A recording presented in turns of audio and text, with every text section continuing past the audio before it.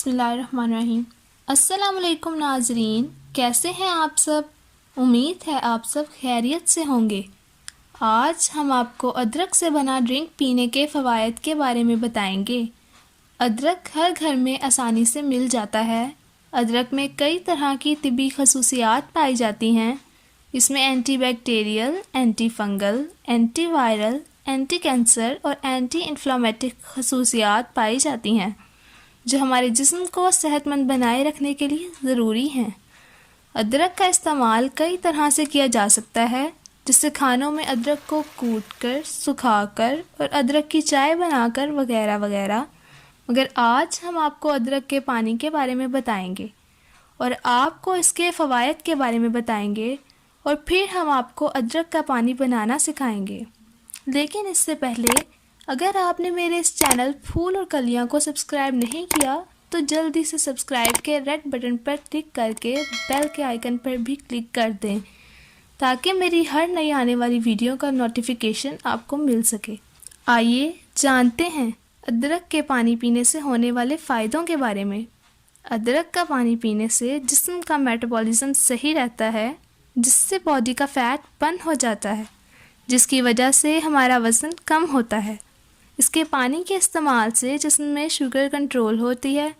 इस पानी के इस्तेमाल से शुगर के मरीज़ों को बहुत फ़ायदा होता है।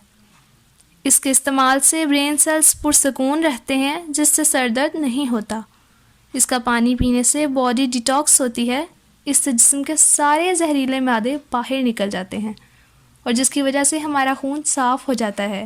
और इसके इस्तेमाल से हमें जल्दी अमराज का सामना नहीं करना पड़ता और हमारे चेहरे पर पिंपल्स जैसी प्रॉब्लम भी नहीं होती। अदरक का पानी पीने से क़ुव्वत मुदाफ़ियत बढ़ती है, जिससे हमें कई तरह की बीमारियों से लड़ने की ताकत मिलती है, जैसे नज़ला, ज़ुकाम वगैरह, और वायरल इन्फेक्शन से भी बचाव होता है। इसका पानी पीने से सांस से मुतालिक बीमारियों का सामना नहीं करना पड़ता। इससे दमा और बलगम की प्रॉब्लम दूर हो जाती है। आइए अब हम आपको अदरक का पानी बनाने का तरीका सिखाते हैं।